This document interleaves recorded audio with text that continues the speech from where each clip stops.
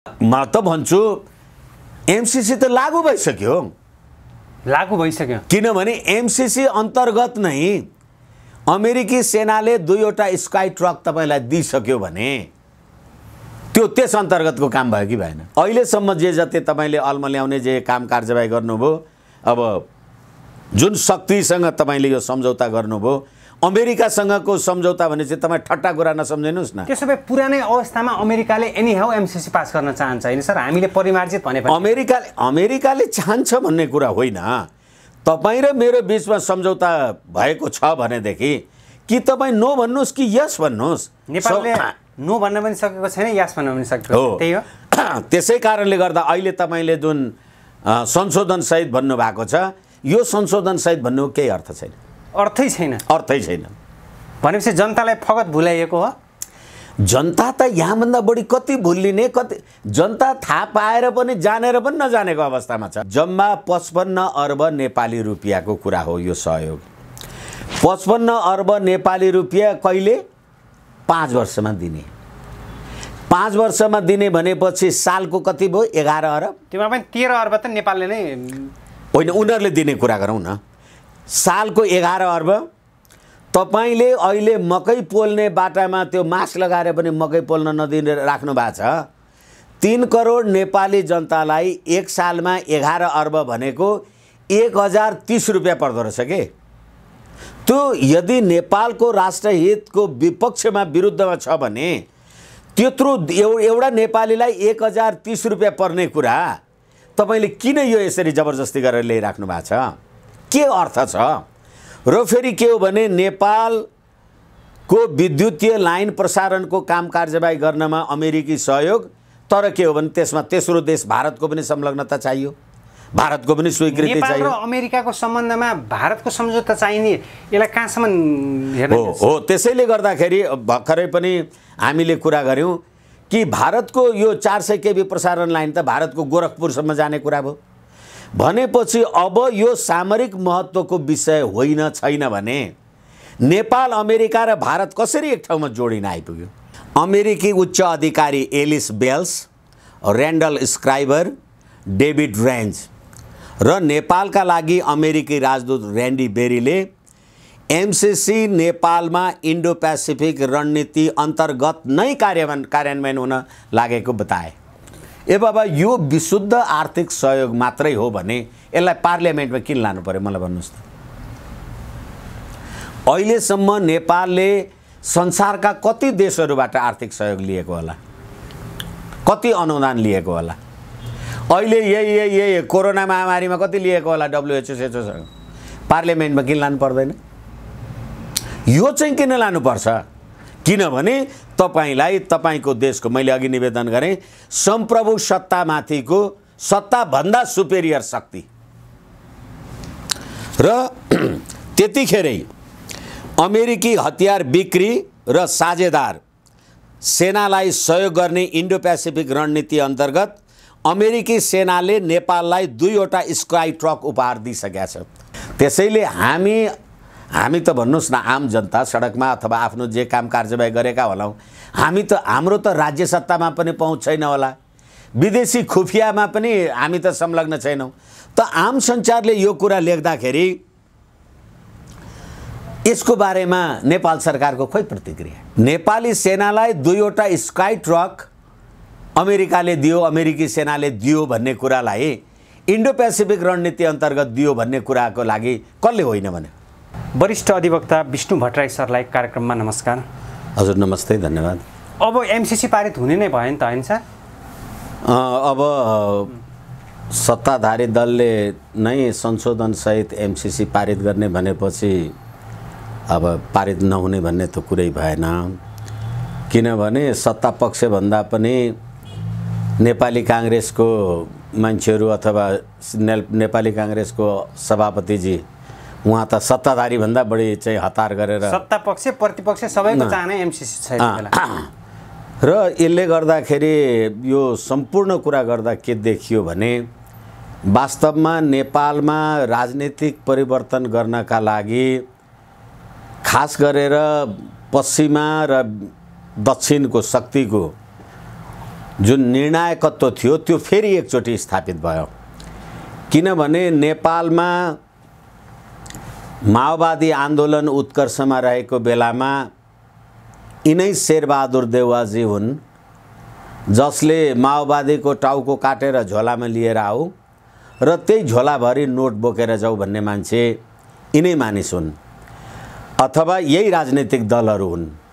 त कालान्तरमा यिनै राजनीतिक दलहरू भारतमा गएर अमेरिकी राजदूत, तत्कालीन नेपालका लागि अमेरिकी राजदूत जेम्स एफ मोरियार्टीको समेत उपस्थितिमा 12 बुँदे समझदारी सहमति गर्नलाई तयार भए र त्यसदेखि पछाडिका अनेकन घटना हेर्नुस्, संविधान बन्दादेखिका कुरालाई हेर्नुस्, संविधानको धर्मनिरपेक्षका कुरालाई हेर्नुस्, गर्दा गर्दै मुलुकको राष्ट्रिय झण्डा डढ्न लागिसक्यो त्यसको बारेमा कसैलाई चिन्ता नभएको कुरालाई हेर्नुस्, देशमा कोरोना महामारीको यत्रो प्रकोप छ, सरकारले कुनै एउटा सकारात्मक काम कारबाही गर्न सकेको छैन त्यो हेर्नुस्।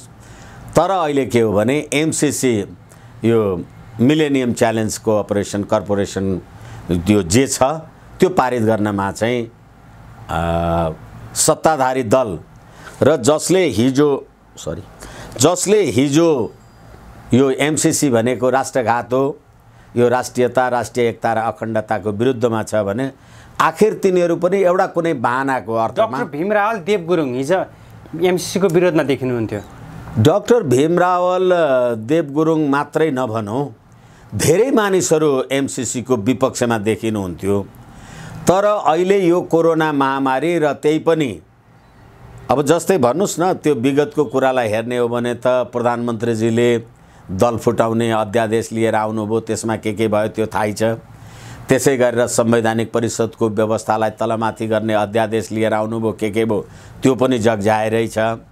चीनका राजदूतको अत्यन्त जागरुकताका साथ राष्ट्रपति, प्रधानमन्त्री र सत्ताधारी दलका मान्छेहरूलाई भेटघाट गर्ने क्रियाशीलता जे हो त्यो जगजाहेरै छ। र सी जिनपिङ विचारधाराद्वारा हाम्रो पार्टी अनुप्राणित छ भन्दै अब बीआरआईलाई छोडिदियो। एक प्रकारले बीआरआईको कुरालाई सरकारले सेकेन्डरी राखेको होला अथवा त्यस्तो अनुमान गर्न सकिन्छ। अब चाहिँ यो एमसीसी सत्ताधारी दलकै हिजो जुन उग्रताका साथ, व्यग्रताका साथ यो राष्ट्रिय हितको प्रतिकूल छ भन्थ्यो, तिनै शक्तिहरूले पास गर्नुपर्छ भनेपछि नेपाली जनताको, नेपालको निर्णायकत्व नेपाल र नेपाली जनतासँगै रहिन रहेछ भन्ने कुरा चाहिँ थाहा भयो। भनेपछि अहिले अमेरिकाको चाहना भनेकै नेपाली जनताको चाहना हुन पुग्न लागेको हो। अब आजै पनि यो सत्ताधारी दलको अध्यक्षजीले भनेको कुरालाई अथवा प्रधानमन्त्रीजीले भनेको कुरालाई नै हेर्ने हो भने देशी विदेशी शक्तिहरूले पार्टीलाई कमजोर बनाउन अथवा हाम्रो बिचमा दरार पैदा गराउनलाई जे प्रयास गरेका थिए त्यो असफल भयो। भन्नुको तात्पर्य हिजो प्रधानमन्त्रीजी एमसीसी पास गर्नुपर्छ भन्नुहुन्थ्यो, अनि हिजो प्रचण्डजी, देवगुरुङजीहरू एमसीसी पास गर्नु हुँदैन भीमरावलजीहरू भन्नुहुन्थ्यो। एमसीसीको लिखतमा त कुनै परिवर्तन भएको छैन नि।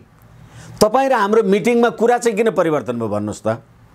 त्यसकारणले गर्दाखेरि अब अहिले हिजो जुन कुरामा राष्ट्रघात देख्थ्यो हाम्रो सत्ताधारी पार्टीका केही घटकले, त्यसले आज त्यो कुरालाई राष्ट्रघात देख्दैन भनेदेखि त्यो निश्चित रूपमा पश्चिमा शक्ति अथवा हाम्रो दक्षिणको शक्तिको प्रभावमा परेको हो भन्ने कुरा त देख्न सकिन्छ।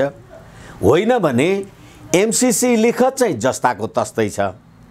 हिजो त्यसलाई पास गर्दा राष्ट्रघात हुने, आज त्यसलाई पास गर्नुपर्छ भन्दा राष्ट्रवाद हुने, यस्तो पनि कुरा हुन्छ र। यसकारणले गर्दाखेरि मैले तपाईँलाई के निवेदन गरिराखेको छु भने र मलाई लाग्छ यो अहिले रोटी र बेटी नागरिकतावाला प्रश्न यसमा छन्, अर्बौंका भ्रष्टाचारका गतिविधिहरू यसमा छन्, अब वामदेवको नियुक्ति प्रकरणको प्रश्न यसमा छ। यी सम्पूर्ण कुराहरूमा पार्टीको काममा सरकारले हस्तक्षेप नगर्ने र सरकारको काममा पार्टीले हस्तक्षेप नगर्ने भनेपछि के यो पार्टी र सरकार बेग्लै बेग्लै हो? यो राजनीतिक घटनाक्रम छिटो छिटो फेरबदल भइरहेको छ, भइराखेको छ। अनि त्यस कारणले गर्दाखेरि अब पार्टीको निर्णयलाई सरकारले कार्यान्वयन गर्ने कि नगर्ने त? वामदेवजीलाई अप्पर हाउसमा राष्ट्रिय सभामा लाने भनेर जे निर्णय भइराखेको छ त्यो कुराको बारेमा त्यो पार्टीको निर्णय हो। अब पार्टीको निर्णयलाई सरकारले कार्यान्वयन गर्ने कि नगर्ने त?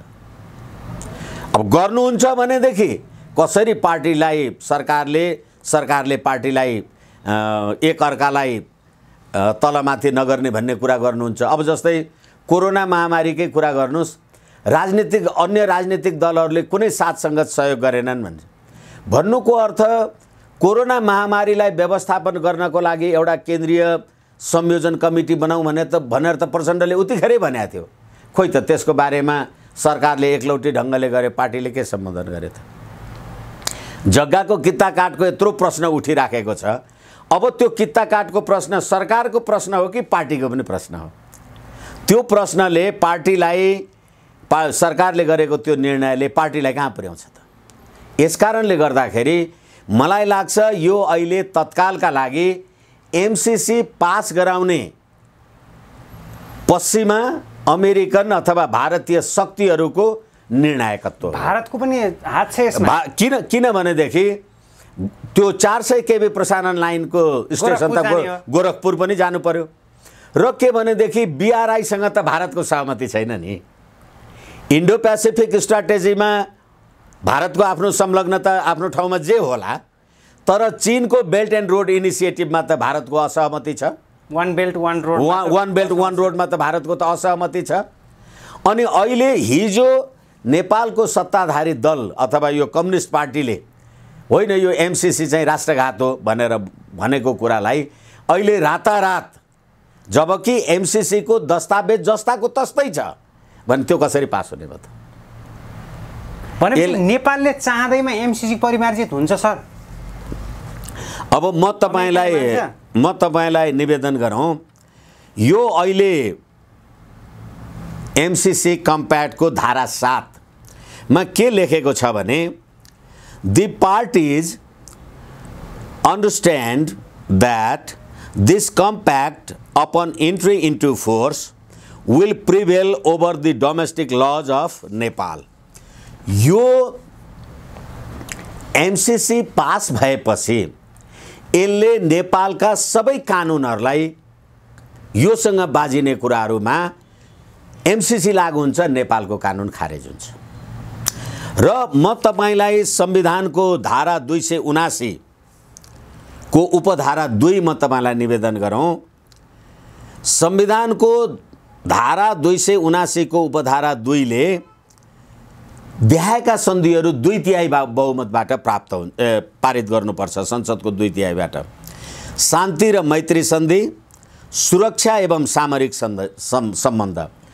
यहाँ त धेरै ठुलो अमेरिकी सेनाहरूको कोनी के आउने र एमसीसी पास नभए पनि नेपाली सेनालाई 2वटा स्काई ट्रक त अमेरिकी सेनाहरूले दिइसकेका छ, त्यो एमसीसी अन्तर्गतकै हो भनेपछि अब सुरक्षा एवं सामरिक सम्बन्धको विषय पनि भयो।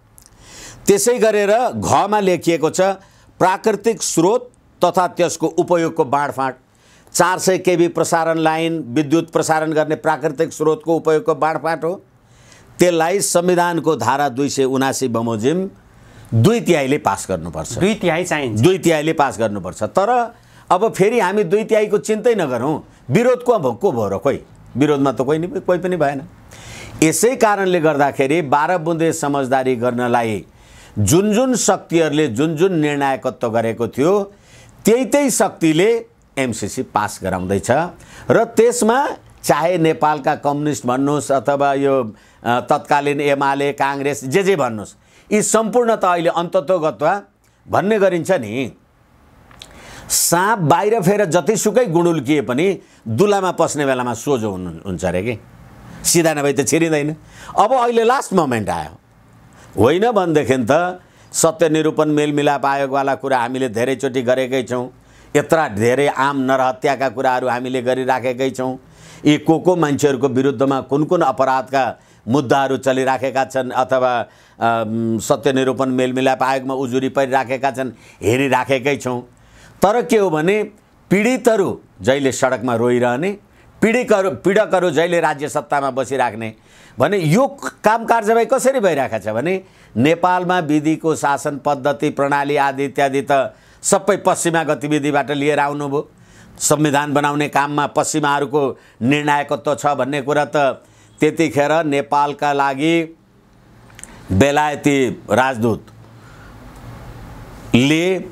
नेपालको संविधानमा धर्मनिरपेक्ष व्यवस्था गर्नुपर्छ लेख्नुपर्छ भन्ने कुराले गर्दा धर्मनिरपेक्षको व्यवस्था गरेको कुराले यी सम्पूर्ण कुराले गर्दाखेरि यो शक्तिहरूको अगाडि अहिले नेकपाको विसर्जनको कुरा हो। अब अहिले ठ्याक्कै सबै शिथिल भएको बेला अथवा सबै शान्त भएको बेला थाकेको जस्तो अवस्था बेला कोही पनि नबोलेको बेला लुकेर चोर बाटोबाट पास गर्न खोजेको हो सबै अभियन्ताहरू कोही नबोलेको बेला यति बेला हो। अब एउटा कुरा के हो भने तपाईले हरेक नेपाली जनतालाई कोरोना महामारीको नाउँमा 6 महिनादेखि घरभित्र कैद गरेर राख्नु भएको छ।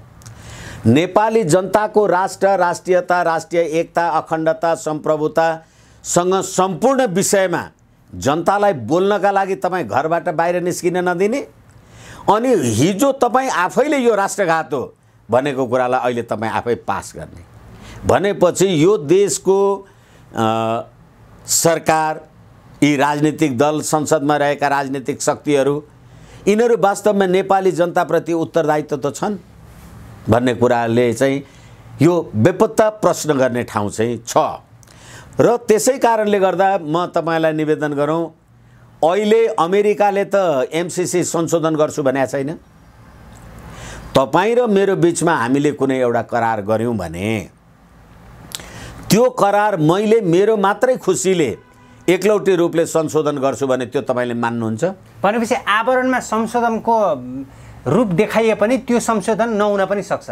पनि होइन तपाईँ र म बसेर एउटा करार बनायौं होइन दुईटा देशको बीचमा भएको अथवा वैदेशिक कुनै संघ संगठनसँग भएको र नेपाल सरकार भएको हुँदाखेरि सन्धि भनेको न हो। सन्धि भनेको पनि एक प्रकारको करार न हो तपाईले यो काम गर्ने मैले यो गर्ने भनेपछि। त्यसैले तपाईँ र मेरो बीचमा भएको एउटा करार मैले तपाईलाई नसोधी मेरो मात्रै खुसीले तलमाथि गरे भने तपाईले त्यसलाई मान्नुहुन्छ मान्नुपर्छ भन्ने बाध्यता हुन्छ।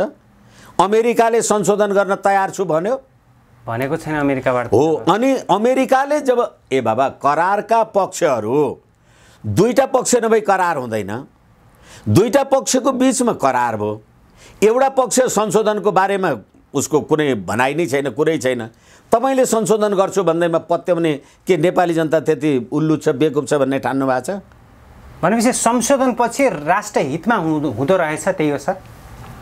संशोधन पछि राष्ट्र हितमा यो कुरा राष्ट्रघात हो भनेर झलनाथ खनालजीहरूले जतिखेर भीमरावल झलनाथ खनालजी र यो प्रदीप गेवाली परराष्ट्र मन्त्री उनीहरूले जुन प्रकारको प्रतिवेदन दिएको थियो त्यो प्रतिवेदन अनुसारको संशोधन भयो र तपाईँ पास गर्नुहुन्छ? संशोधन भएको छैन। संशोधन तपाईँ गर्नै सक्नुहुन्न किनभने अमेरिका र तपाईँको बीचमा भएको अमेरिकाले संशोधन नगरी एक्लै संशोधन हुन्छ होइन। माइती मण्डला यही नजिक छ यहीँनिर जनता तातेका थिए एमसीसी विरुद्धको आवाज उठाएका थिए होइन तपाईँ उठेका थिए होइन एमसीसी विरुद्धको आवाज उठेको थियो र त्यतिखेर एमसीसी विरुद्धको आवाज उठ्दाखेरि पनि सरकारले दमन गर्ने काम पनि त गरेकै हो नि।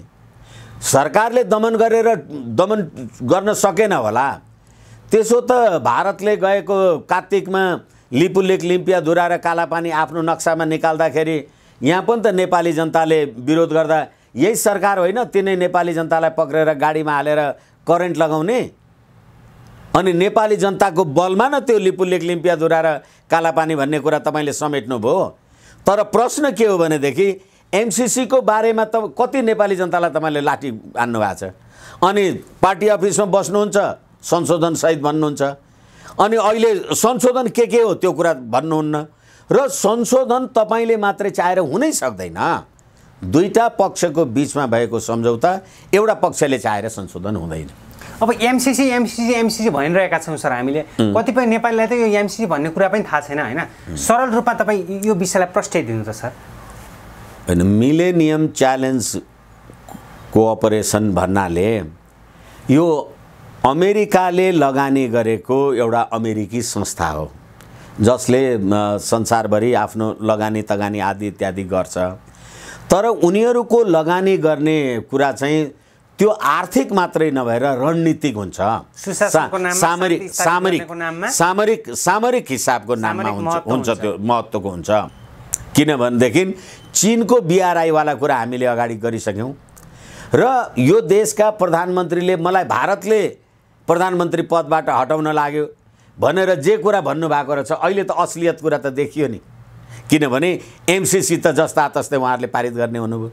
अब फेरि यसो भन्यो भने धेरै मान्छेहरूको टिप्पणी हुनसक्छ आम सञ्चारमा बोलिराख्दाखेरि।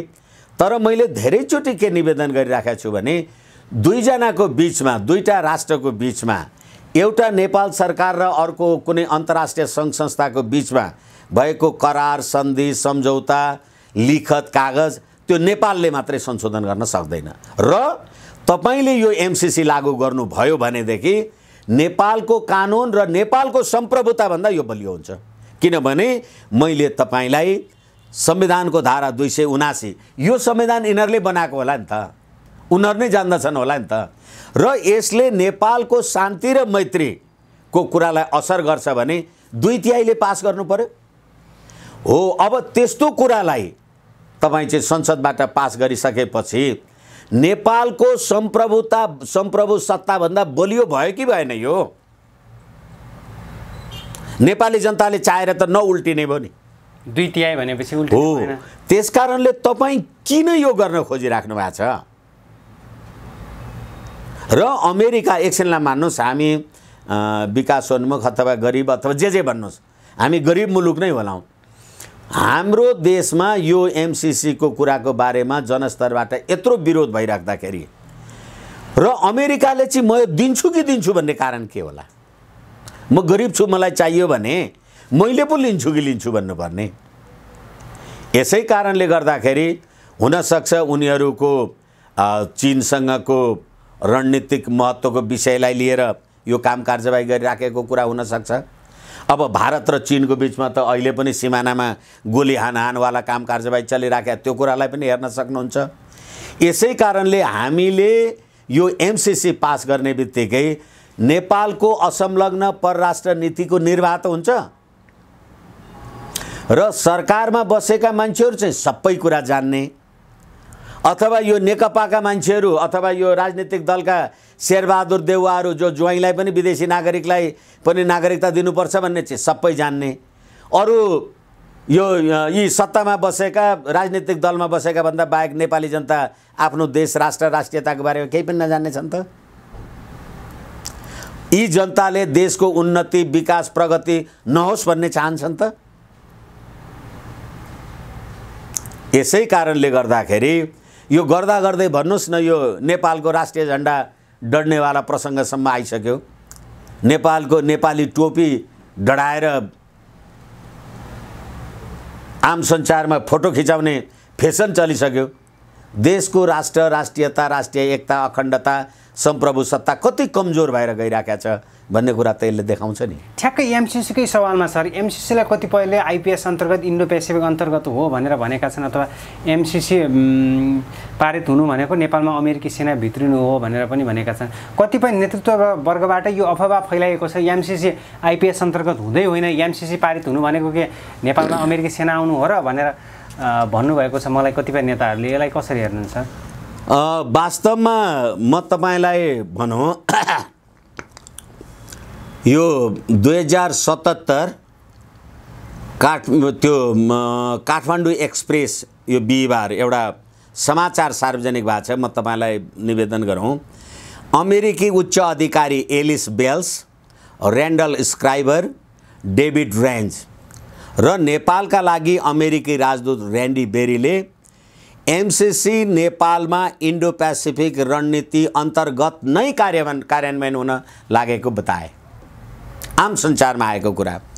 ऱ्यान्डी बेरी अमेरिकी फ्री एन्ड ओपन इन्डो पेसिफिकले 4 नोभेम्बर 2019 मा प्रकाशित अमेरिकी रक्षा र विदेश मन्त्रालयद्वारा प्रकाशित दस्तावेजको पेज नम्बर 13 मा ट्रम्प प्रशासनले सुरक्षाका लागि यो पैसा खर्च गरेको छ भनेर त्यो ट्रम्प प्रशासनबाट $2.9 बिलियन खर्च भइरहेछ।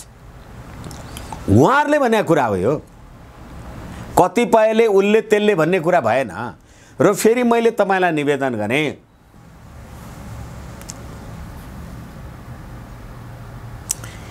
यस कारणले गर्दाखेरि यो जे भने पनि नेपालको राजकीय सत्ता र सम्प्रभु सत्ता, संविधानमा त हामी नेपाली जनता सम्प्रभु सम्पन्न छौँ भन्यौँ, तर यो सबै गतिविधिले हेर्दाखेरि वास्तवमा हाम्रो देशको निर्णायकत्व क्षमता हामी आफैमा त छ भन्ने प्रश्नले ठाउँ पायो नि। त्यसो भए एमसीसी जसरी भए पनि पारित गर्नु नै थियो भनेपछि यत्रो समय किन खर्चाइयो त सर? मलाई लाग्छ यसमा कुनै हार्ड एन्ड फास्ट यही कारण निस्तेज बनाउनको लागि हो।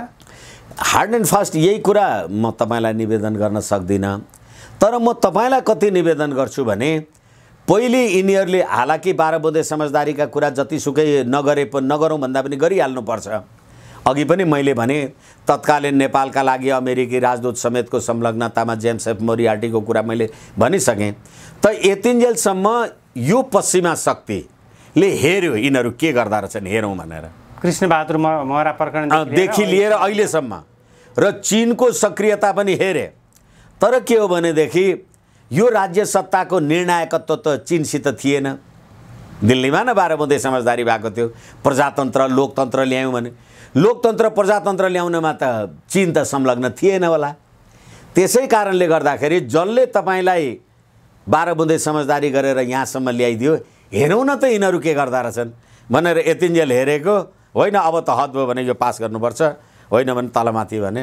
र यतिन्जेल कुनै कुराको बारेमा हिजो जस्तै भन्नुहोस् नेकपा सत्ताधारी दलको होइन यो झगडा टन्टाको विसर्जन भयो भनेर भन्नुहोस्, यी तमाम जति झगडाहरू, भ्रष्टाचार लगायतका कुराहरू, वामदेवको कुराहरू, किता काट प्रसङ्गको कुराहरू, कोभिडको प्रसङ्गहरू, यो देशी विदेशी तत्त्वले पार्टी कमजोर बनाउन लाग्यो भने ती सबै कुराहरूलाई सम्बोधन गरेनन्। जम्मा कुरा के भनेदेखि होइन अब हामी मिल्यौँ एमसीसी चाहिँ संशोधनसहित पास गर्नु। आखिर एमसीसी पास गर्दा र नगर्दा यो सबै खेल त वैदेशिक शक्तिले खेलेको रहेछ भन्ने कुरा देखियो नि। एमसीसी पास गर्न त अहिले सबैजना मिल्नुभयो। अब नेपालमा अमेरिकी नागरिकको लागि 6 महिनाको लागि प्रवेशाज्ञा अलिक बढाइएको थियो नि सर, यसलाई के भन्नुहुन्छ तपाईँ? होइन, अब यो अहिले एमसीसीवाला पास गर्नु परेपछि त हिजो 6 महिनाको लागि बढाएको कुरा हामी गर्दैछौँ। अब कति महिनाको लागि कति वर्षको लागि बढाउनु पर्ने हो ठेगान छैन। र एमसीसी पास गरेपछि सम्पूर्ण त्यसमा काम गर्ने उनीहरूकै खटनपटनका कर्मचारी, उनीहरूकै खटनपटनका मान्छेहरू भएपछि तपाईँको नेपालको मान्छेले जान्दैन हामी अमेरिकाबाटै हाम्रो आफ्नो म्यान पावर ल्याउँछु भन्यो भने हामीलाई 5 वर्ष लाग्छ अरे त्यो एमसीसी। जस्तो भन्नुहोस् न 52 सालमा महाकाली सन्धि भयो, अहिले पनि महाकाली सन्धिको कार्यान्वयनको कुनै टुङ्गो त छैन। तर पानी आधा आधा हो, नदी साझा हो भन्ने कुरा त जे भने त्यो राष्ट्रघात गर्ने कुरा आफ्नो ठाउँमा जे होला। तर के हो भनेदेखि अहिले 25 वर्ष हुँदाखेरि पनि महाकाली सन्धि त कार्यान्वयन भएन। अब यसै गरेर एमसीसी पास भएपछि 25औं वर्ष यो योजना पुरा हुँदैन, के गर्नुहुन्छ? किनभने कर्मचारी उहीँबाट ल्याउनु पर्ने, एक्सपर्ट उतैबाट ल्याउनु पर्ने, लेखा परीक्षण उतैबाट हुनुपर्ने, भ्रष्टाचार भयो भनेदेखि नेपालको अख्तियार दुरुपयोग अनुसन्धान आयोगले हेर्न नपाउने, यहाँभन्दा ठुलो राष्ट्रघात के हुनु पर्यो? र त्यो कुरा हाम्रो काम सकिएको छैन भने के गर्नुहुन्छ? एमसीसी पास भएपछिको नेपालको समयलाई तपाईँ कसरी निहाल्नुहुन्छ? हो, त्यसैले मैले त्यही कुरा तपाईँलाई निवेदन गरेँ। एमसीसी पास भएपछि त अब योजना त सुरु गर्नु पर्यो, आयोजना सुरु गर्ने नाउँमा हजारौँ अमेरिकीहरू आए। एकछिनलाई मान्नुहोस्, अमेरिकी खुफियाका मान्छेहरू आए, सेना पनि आउन सक्छ, मजदुरको रूपमा। एकछिनलाई मान्नुहोस् न, अहिले हालाकि भर्खरै हामीले चीनको कुरालाई हेऱ्यौँ। अस्ट्रेलियाबाट चीनमा पत्रकारिता गर्न आएका मान्छेहरू चीनको सुरक्षा व्यवस्थासँग चाहिँ प्रतिकूल असर पर्ने भयो भनेर निकालिदियो। चीनले अस्ट्रेलिया फिर्ता पठाइदियो। 2 जना अखबारवाला मान्छेहरू डिटेन्सनमै हुनुहुन्छ। त्यसै गरेर तपाईँले कामदार भनेर खुफिया मान्छे सिआइएका मान्छे ल्याउनु, सेना लिएर आउनुभयो, अनि तिनीहरू हाम्रो चाहिँ चिनको सिमानासम्म ओलाङचुङ्गोला, पूर्व ओलाङचुङ्गोलादेखि लिएर यो हाम्रो रसुवा केरुङ सम्पूर्णतिर के गर्नुहुन्छ? अहिले पनि यहाँ बनेका जति गुम्बाहरू छन् ती गुम्बाहरू सम्पूर्ण सिआइएको खेल अन्तर्गत भइराखेका छन् र सबै बौद्ध भिक्षुको रूपमा लामाजामा लगाएर बस्ने अनि गर्ने बेलामा सबै खुफियागिरी गर्ने। बौद्ध भिक्षुको रूपमा अमेरिकी सेना पनि खुफियागिरी गर्ने किनभने चीनलाई डिस्टेबिलाइज नगरिकन त। र फेरि अहिले कोरोना महामारीको सङ्कटमै पनि चीन र बाँकी पश्चिमा विश्व त आम्ने सामने नै छन् नि। चीनले चीन विरुद्ध हो, किनभनेदेखि यो चीनले नै यो कोरोना भाइरसवाला कुरा चाहिँ संसारमा प्रसारण गरेको हो र चीनले समयमा जानकारी दिएन भन्ने कुरा त यत्रो द्वन्द्व त चलेकै छ नि। अमेरिका, बेलायत, फ्रान्स, जर्मन, इटाली। यसै कारणले गर्दाखेरि होइन भनेदेखि अहिले अब यी सबै कुराको पृष्ठभूमिमा अहिले चुपचाप कोरोना महामारीले नेपाली जनताको घाँस बाँस कपास स्वास्थ्य त्राइमाम छ। अहिले अब एमसीसी उहाँहरू संशोधन गरेर पास गर्ने हुनुभयो। हिजोका खुङखार विरोधीहरू किन? चीनको भूमिका कस्तो छ सर यति बेला? मलाई लाग्छ एमसीसी पास होस् भन्न चाहन्छ र चीनले कहिले पनि एमसीसी पास होस् भन्ने चाहने भएन। तर फेरि पनि हामी कुरा गर्दा अब अप्रिय कुरा जस्तो हुन्छ, फेरि भन्नुपर्ने हुन्छ। यो चीनको भूमिका, चीनको गतिविधि लाग्ने हो भने त बेल्ट एन्ड रोड इनिसिएटिभ्स त्यो कार्यान्वयनमा आइहाल्थ्यो नि। अब अहिले त कुनै पनि मूल्यमा चीनले एमसीसीलाई रोक्ने र अमेरिका अथवा पश्चिमी शक्तिले बीआरआईलाई रोक्ने गर्दा गर्दै अब पश्चिमा शक्ति चाहिँ प्रिभेल भयो। किनभनेदेखि नेपालमा लोकतन्त्र, प्रजातन्त्र जे तन्त्र ल्याइदिने भने हो त्यो ल्याइदिने काम त दक्षिण पश्चिमबाटै नै भयो, चीनबाट त भएको कुरा होइन। अब अहिलेको अवस्थामा ठ्याक्कै अर्थ मन्त्रालय रिक्त छ सर। युवराज खतिवडाको बहिर्गमन सँगसँगै अहिले त्यो पद रिक्त छ र अनि अन्य कुनैलाई त्यो पदमा राख्न नखोज्नुलाई कसरी हेर्नुहुन्छ? अथवा यो अर्थ मन्त्रालय एमसीसीसँगै जोडेर हेर्दाखेरि? सरी एकैछिन, म अहिले हालाकि युवराज खतिवडाको टाइममा को अर्थमन्त्री भयो भएन भन्दा पनि, अर्थमन्त्री भयो भएन, राज्यले के गर्यो भन्दा पनि राज्यको नीति के? राज्यको नीतिले त खतिवडाजी अर्थमन्त्री हुँदाखेरि नै गएको बजेटमा एमसीसी अन्तर्गतका परियोजनाहरू हाले भन्ने कुरा त बजेटमै हालेको हो। अब एमसीसी परियोजना तपाईले बजेटमा हालेर कार्यान्वयन गर्नुभएको छ, अनि एमसीसी चाहिँ अहिले दिस एन्ड द्याट भनेर भन्नुभएको छ भने सरकारको नीति एमसीसी पास गर्ने हो। अर्थमन्त्री जो आउने जो नआउने, किनभने त्यो कार्यान्वयनमा आइसक्यो। अब अर्थमन्त्री जो आउँदा पनि केही फरक पर्दैन। र दुईटा कुरा मैले तपाईँलाई उदाहरणको लागि निवेदन गरेँ। एउटा सेनालाई दिएको स्काई ट्रकको कुरा, अर्को कुरा बजेटमा एमसीसी अन्तर्गतका कुरालाई समावेश गरेको कुरा, तेस्रो कुरा झलनाथ खनालजी, भीम रावलजीले जे यो राष्ट्रघाती छ भन्ने भन्नुभएको थियो। अब त्यो राष्ट्रघाती साथी छोडेर उहाँहरू संशोधनसहित पास गर्नेमा लाग्नुभयो। यति भएपछि यो कार्यान्वयन भइहाल्यो नि। अब सरकारले जनताको आवाज सम्बोधन गर्ला यदि जनता सडकमा उत्रियो भने अथवा एमसीसीको विरुद्धमा उत्रियो भने? हामीले धेरैचोटि भन्ने गरेका छौँ, राजनीति सम्भावनाको खेल हो, जे पनि हुन सक्छ।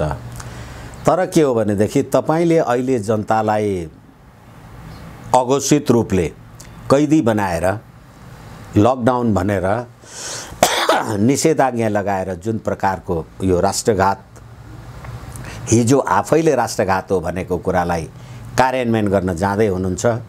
मलाई लाग्छ जनता सडकमा आयो भनेदेखि सरकारको क्षमताले निर्वाह गर्न सक्छ जस्तो लाग्दैन मलाई। हिजो गुठी विधेयकको लागि पनि जनता उत्रिएका थिए। गुठी विधेयकको कुरा भन्नुहोस्, नागरिकताको कुरा भन्नुहोस्, गोकुल बाँसकोटावाला प्रसारणलाई भन्नुहोस्, यी सबै कुरा छन्। ठिक छ सर, अन्तिम भागमा छौँ। जाँदा जाँदै तपाईँलाई विश्व दुनियाँबाट हेर्नुभएका सम्पूर्ण दर्शकहरूलाई यही परिवेशमा रहेर के भन्नु छ? हामी जस्तो अल्पविकसित भूपरिवेष्टित मुलुकलाई हाम्रा पूर्वजहरूले 250-60 वर्षसम्म निरन्तर रूपमा एकताको सूत्रमा आबद्ध गरेर लिएर आए। यो राज्य प्रणाली र यो व्यवस्था आएपछि नेपालको राष्ट्रिय पोसाक, राष्ट्रिय झण्डा, राष्ट्रिय टोपी डढाइएको छ। नेपालको राष्ट्रिय स्वाभिमानलाई एमसीसी लगायतका गतिविधिहरूबाट खण्डित गरिएको छ।